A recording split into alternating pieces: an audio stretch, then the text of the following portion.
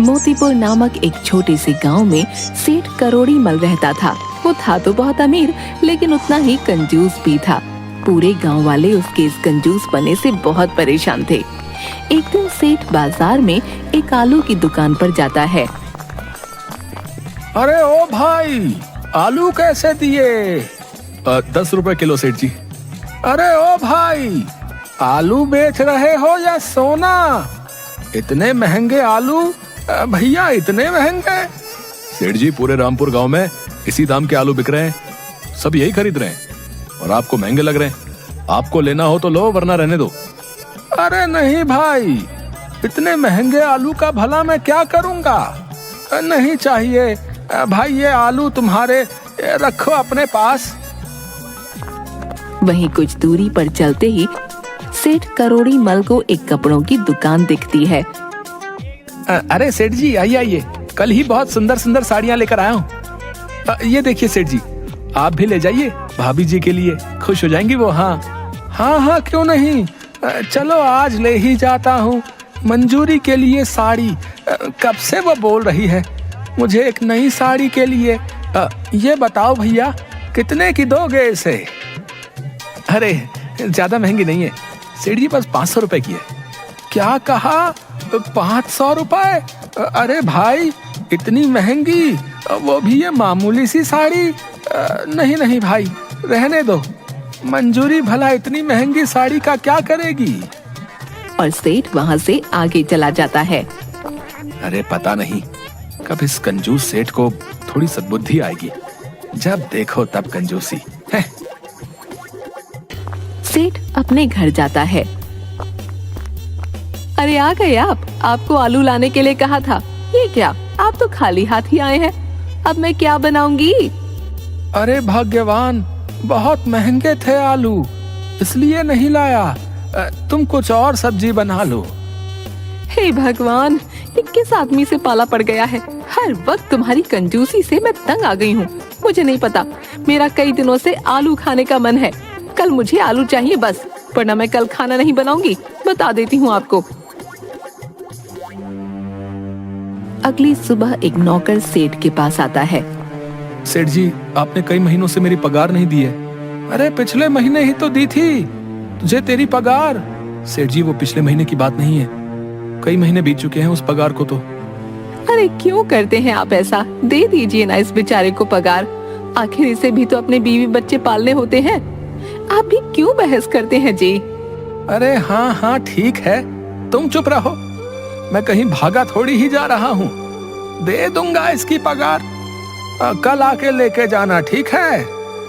सेठ की ऐसी बातें सुनकर नौकर बड़े उदास मन से ठीक है सेठ जी, जैसी आपकी मर्जी बोलकर वहाँ से चला जाता है। अगली सुबह सेठ अपनी दुकान पर जा रहा होता है कि तभी गांव के दो लोग आपस में बात कर रहे होते हैं। अरे भैया, सुना है पास वाले गांव में बहुत सस्ते में आलू की बोरियां मिल रही है? हाँ भाई, सुना तो है, मैं तो कल ही जाऊंगा, आखिर ये मौका फिर मिले या ना मिले। अरे सस्ते में आलू की बोरियां? अरे वहाँ अब तो मैं जरूर जाऊंगा, पास वाले गांव में, और मंजूरी को सस्ते में खूब सारे आलू लाकर दे दूंगा। हाँ। थोड़ी ही देर में सेठ दूसरे गांव पहुंचता है और काफी सस्ते में एक आलू की बोरी ले लेता है। ओहो, अब मैं ये आलू की बोरी लेकर कैसे जाऊंगा? सेठ बोरी को उठाने की कोशिश करता है। अरे अरे, ये तो बहुत भारी है, मुझसे तो उठ ही नहीं रही। लगता है इसको ले जाने के लिए किसी सवारी की जरूरत होगी। तभी उसे रास्ते में एक घोड़े का रथ दिखता है। अरे ओ रथ वाले भैया, तनिक रामपुर गांव चलोगे क्या? अरे हाँ हाँ सेठ जी, क्यों नहीं, बिल्कुल चलेंगे, लेकिन जरा आज हमारे घोड़ों की तबीयत ठीक से नहीं है, इसलिए जरा आराम से बैठिएगा। अरे हाँ भाई, ठीक है। और रथ चलने लगता है। थोड़ी ही देर बाद रथ का घोड़ा बहुत तेज भागने लगता है। अरे ओ भैया, यह क्या कर रहे हो? तनिक अपने इस घोड़े को थोड़ा धीरे चलाओ भाई। अरे सेठ जी, मैंने तो पहले ही कहा था कि मेरे घोड़े की तबीयत आज ठीक नहीं है, अब ये रुक ही नहीं रहा है। भगवान, अरे भाई लगता है आज तुम्हारा ये घोड़ा मेरी जान लेकर ही छोड़ेगा। हे भगवान, आज मेरी जान बचा ले, पूरे गांव को भोजन कराऊंगा। हाँ। सेठ कई बार ऐसा बोलता है। थोड़ी ही देर बाद अचानक से घोड़े का रथ रुक जाता है। आज तो बाल बाल बचा, वरना ये घोड़ा तो मुझे मार ही डालता। हे भगवान, तेरा बहुत बहुत धन्यवाद। अरे सेठ जी, अब तो आपको पूरे गांव को भोजन कराना पड़ेगा। अरे सेठ जी, अब मुझे मत भूल जाइएगा। हाँ, मैं अभी जाकर पूरे गांव वालों को बता देता हूँ कि करोड़ीमल सेठ पूरे गांव को दावत देने वाले हैं। हाँ। ऐसा बोलते हुए वो रथ वाला वहाँ से चला जाता है।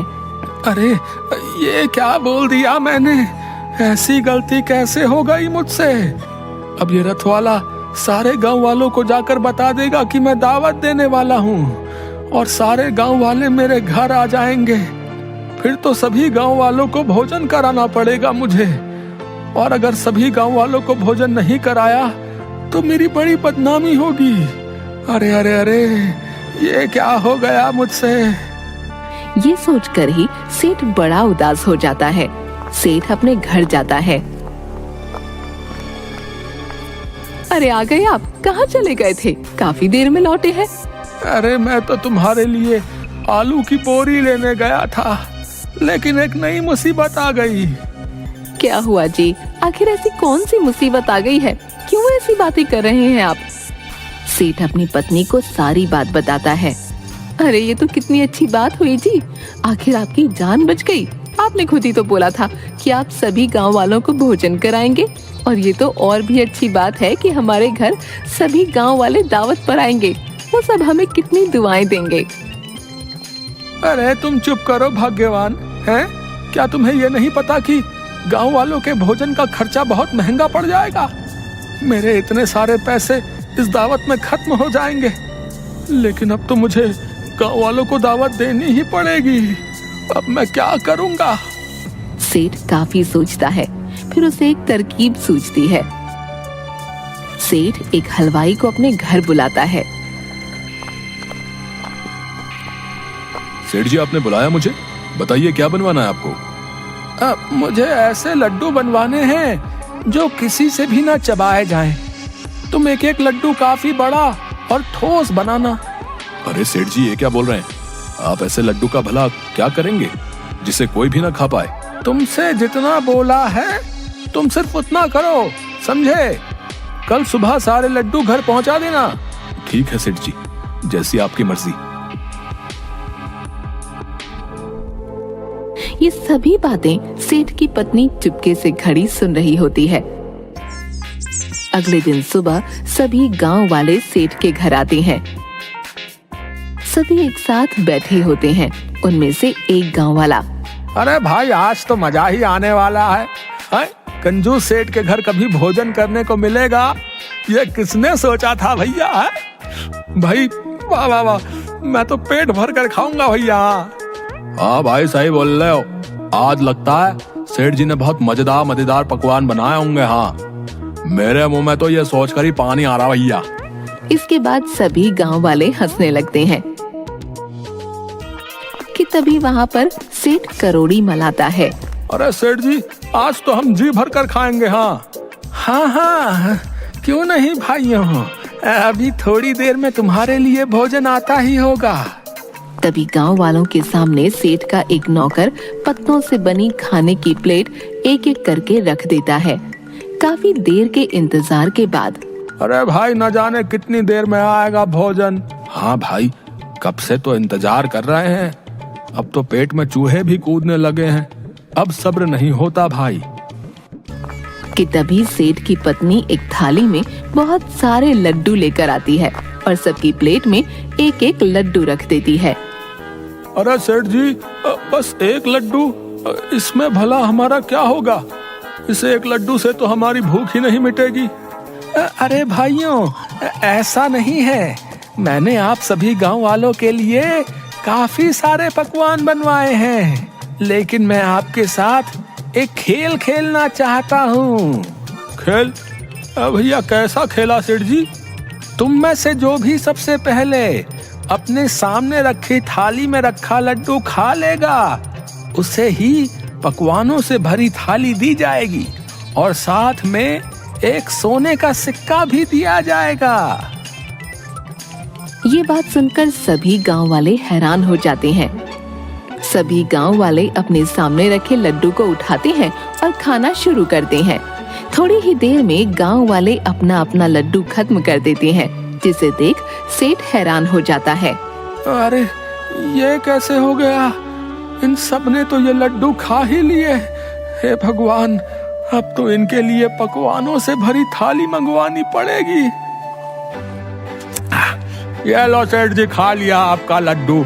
आहा, अब जल्दी से पकवानों से भरी थाली मंगवा दीजिए। आहा, बहुत तेज भूख लगी है। हाँ हाँ ठीक है, मंगवाता हूँ अभी। कि तभी सभी गांव वालों को पकवानों से भरी एक थाली दी जाती है, जिसे गांव वाले बड़े चाव से खाने लगते हैं। थोड़ी देर बाद सभी गांव वाले भोजन करने के बाद, अरे वाह, आज तो सेठ जी आपने मन खुश कर दिया हमारा, बता रहे। सारा भोजन बहुत स्वादिष्ट था। चलिए अब हमारा एक एक सोने का सिक्का तो दे दीजिए। हाँ हाँ सेठ जी, अब सोने का सिक्का भी दीजिए। हाँ हाँ ठीक है, देता हूँ सोने का सिक्का। तभी सेठ अपनी पोटली में से एक एक सोने का सिक्का सभी गांव वालों को देता है, जिसके बाद सभी गांव वाले वहां से बहुत खुश होकर चले जाते हैं। हाय हाय, ये क्या हो गया? मेरे इतने सारे सोने के सिक्के भी चले गए। हाय हाय, लेकिन ये कैसे हो गया? मैंने तो उस हलवाई से ठोस लड्डू ही बनवाए थे। न जाने कैसे इन गांव वालों ने वो भी कटक लिए। जी चुप हो जाइए आप। जब आप उस हलवाई से ठोस और ना चबने वाले लड्डू बनाने की बात कर रहे थे तो मैंने सब सुन लिया था, जिसके बाद मैंने खुद सभी गांव वालों के लिए लड्डू बनाए और आपने जो लड्डू मंगवाए थे उन्हें अपने बनाए गए लड्डू से बदल दिया था। ये क्या करने जा रहे थे आप? घर आए मेहमानों के साथ कोई ऐसा करता है क्या? मेहमान तो भगवान का रूप होते हैं और आप उनके साथ ही ऐसा खराब बर्ताव करने जा रहे थे। सभी गांव वाले कितनी उम्मीद से आपके घर भोजन करने आए थे। मैं आपकी पत्नी हूँ और ये मेरा कर्तव्य बनता है कि मैं आपको कोई भी गलती ना करने दूं। इसलिए मैंने वो लड्डू बदल दिए थे। अपनी पत्नी की ऐसी बातें सुन सेठ को अपनी गलती पर पछतावा होता है। तुम सही कह रही हो भाग्यवान, तुमने मेरी आंखें खोल दी। मैं अपनी कंजूसी के कारण घर भोजन करने आए मेहमानों के साथ कितना गलत करने जा रहा था, लेकिन तुमने अपनी सूझबूझ से ऐसा नहीं होने दिया। तुम्हारा बहुत बहुत धन्यवाद मेरी प्यारी पत्नी।